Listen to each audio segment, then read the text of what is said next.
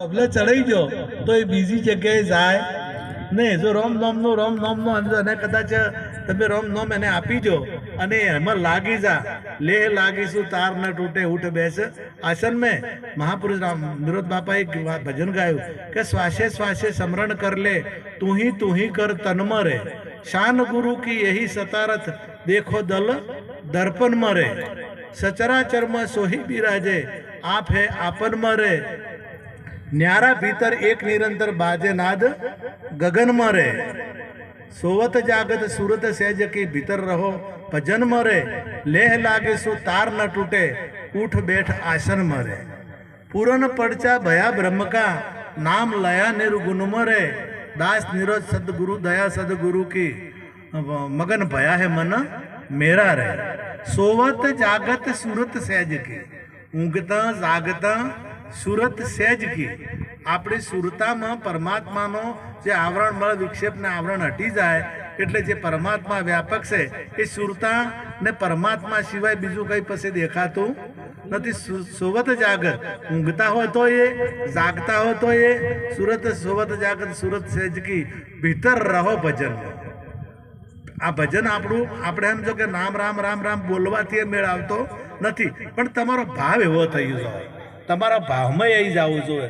તમારા ભાવમાં, તમારા હૃદયમાં, તમારા અંતરમાં, તમારા બીજા કદાચ આપણે બોલતા હા રામ રામ અને અંતરમાં બીજો ભાવ ચાલતો હોય તો એને ભજન કહેવરાતું નથી. પણ બહાર ભીતર એક નિરંતર, બાહિર ભીતર એક નિરંતર બાજે નાદ ગગનમાં. બહાર અને ભીતર, ઘટ ભીતર ને બહાર એક નિરંતર એક થઈ જવું જોઈએ. લેહ લાગીશું તાર ન તૂટે. જો લય લાગી જશે પરમાત્માની સાથે તે તાર તૂટે એવો નથી. તમે જે જગ્યાએ જો એ જગ્યાએ તમને પરમાત્મા નકે જો કદાચ એ ચોખી ના થાય અને જો આપણને સમજાય ના તો આપણે બીજું દેખાય. જે નથી જોવાનું એ દેખાય અને નથી જોવાનું એ દેખાય તો સીતાજીને જો રૂપ દેખાણું મૃગલાનું તો તકલીફ ઊભી થઈ. જેને જે નથી જોવાનું એ જોવે છે તો એને તકલીફ આવે છે અને આવે છે. પણ આપણી પાસે દ્રષ્ટિ નથી, આપણી પાસે ઓખ જ નથી, આપણી પાસે ત્રીજું લોચન જ નથી, તો આપણે કઈ રીતના એને જોવું? તો એના માટે ગુરુ ચરણમાં જવું જરૂરી છે. તમે જિંદગી પર ભજન ગાશો, તમે જિંદગી પર ભજનમાં જાશો, પણ ચાર સુધી આત્માની ઓળખાણ નહીં થાય ને ત્યાર સુધી તમારે બધું નકામું છે.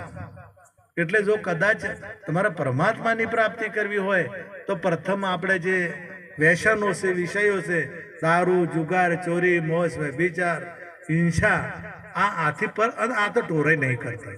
આ તો આપણે જો કદાચ આપણે સંતોએ આપણા માટે એટલી બધી કઠિન પ્રતિજ્ઞાઓ નથી. આપણી પ્રતિજ્ઞાઓ વહેલી છે. દારૂ, જુગાર, ચોરી, મોસ અને વ્યભિચાર આ હાવ હેલ્યું છે. પશુઓ આ કરતા નથી. અને જો મોણા કરે તો મોણાને રાક્ષસ કીધો અને અસુર કીધો. એટલે અમે તો ત્યાગ કરી, અમે તો ત્યાગી અને શુદ્ધ મન થાય, ભાવ થાય અને અંતકરણ શુદ્ધ થઈ જાય તો સદગુરુ ચરણે જવાથી આપણો બેડો પાર થાય. ન કે તમે ગમે એ બીજે ઉધમ કરશો તો મેળ આવશે નહીં. એટલા માટે હું તો દરેકને વિનંતી કરું છું. અત્યારે જો એટલી બધી ઠગાઈઓ ચાલે છે, એટલા બધા અત્યારે ભૂવા, ભોપાળા, મંત્રીવાળા, તંત્રવાળા તમને કોઈ પણ પ્રકારે ઠગવાની જ વાતો છે. અને બધે લાલસો એટલી બધી હાલે છે. આજે આ જીવ લાલસમાં લપટાઈ જાય ને લપટાઈ જાય. તમને હમણાં જ એક આ કિસ્સો બન્યો, હમણાં રાજ્ય રોણપુર ગયો હતો. આજે વાત સાંભળી કે રોણપુરમાં દુકાન ચલાવતા હતા અને કોઈક પેલું હોનાનું બધાને એવું ખબર હશે, આપને બધાને ખબર હશે પેલું હાસું હોનું આવ્યું.